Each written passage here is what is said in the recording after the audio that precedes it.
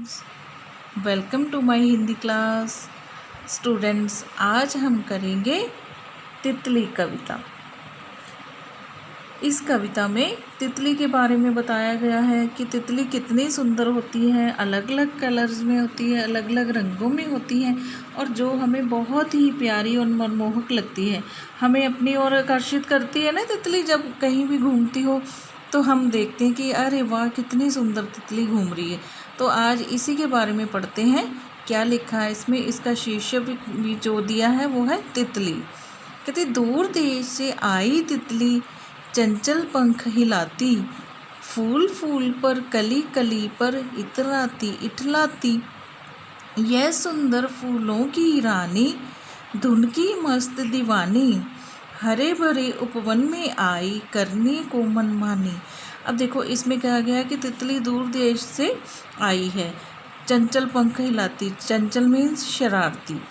दूर देश से मतलब कि जहाँ भी फूल खिले हो तितली वहीं पे पहुँच जाती है और अपने वो जो शरारती पंख हुए हैं उनको हिलाती हुई एक फूल से दूसरे फूल पर, एक कली से दूसरी कली पर बैठती घूम रही है।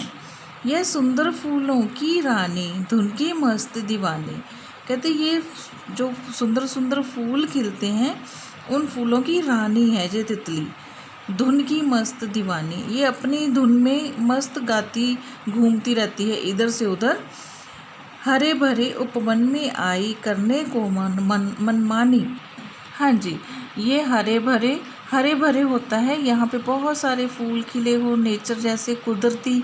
और वहाँ पे ये बगीचे में, उपवन बगीचे में अपनी मनमानी करने को इधर उधर घूमती रहती है। मनमानी करना, अपना मन में जो आता है वो करती है। ये कितने सुंदर पर हैं इसके, जगमग रंग रंगीले।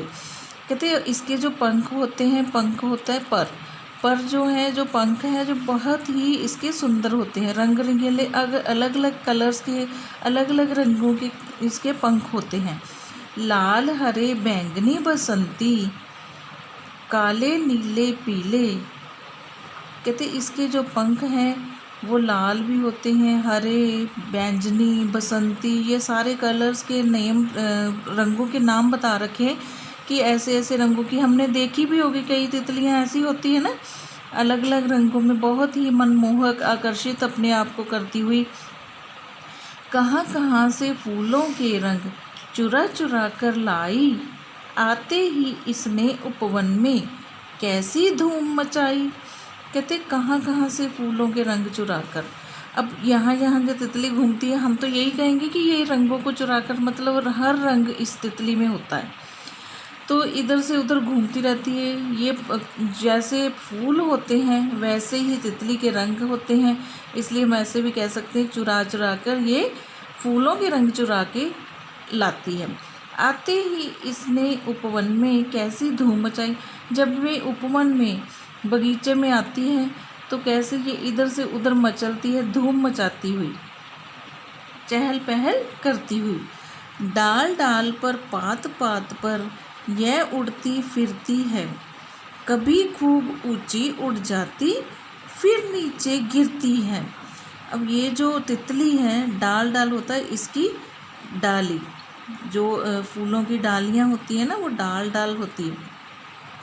कहते डाल डाल, पात होते पत्ते, पात पात पर ये इसकी फूलों की डालियों पर और पत्तों पर मंडराती इधर उधर उड़ती फिरती है। कहते कभी खूब ऊंची, कभी ये बहुत ऊंचाई पर उड़ जाती है और कभी ये बिल्कुल नीचे को गिर जाती है, मतलब बिल्कुल नीचे ज़मीन की तरफ ये उड़ने लगती। कभी फूल के रस पराग पर रुककर जी बहलाती, कभी कली पर बैठ ना जाने गुपचुप क्या कह जाती। हाँ जी बच्चों, अब तितली के बारे में कहा गया कि ये जो तितली है फूल के रस पराग पर, रस पराग यहाँ से ये फूलों का रस चूसती है। फूलों का रस कहाँ से चूसती है? जो फूलों के बीच में गोल गोल बीज से बने होते हैं, फूलों के बीज पे, उनके ऊपर बैठकर ये उनका रस चुराती है।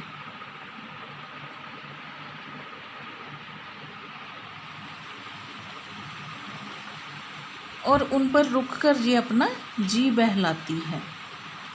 कभी कली पर बैठ, कभी ये कहते कली होती है जब फूल अभी खिला नहीं होता, छोटे सा वो निकला होता है, उसको बोलते हैं कली।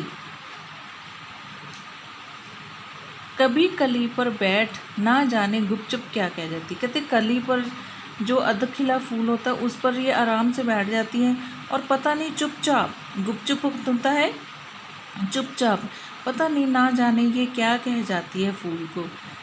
स्टूडेंट्स, आज के लिए इतना ही। इस कविता की जो कवि है निरंकार देव सेवक जी हैं, उन्होंने ये लिखी हुई है कविता, और ये कविता बहुत ही अच्छी और हमें आकर्षित करती है।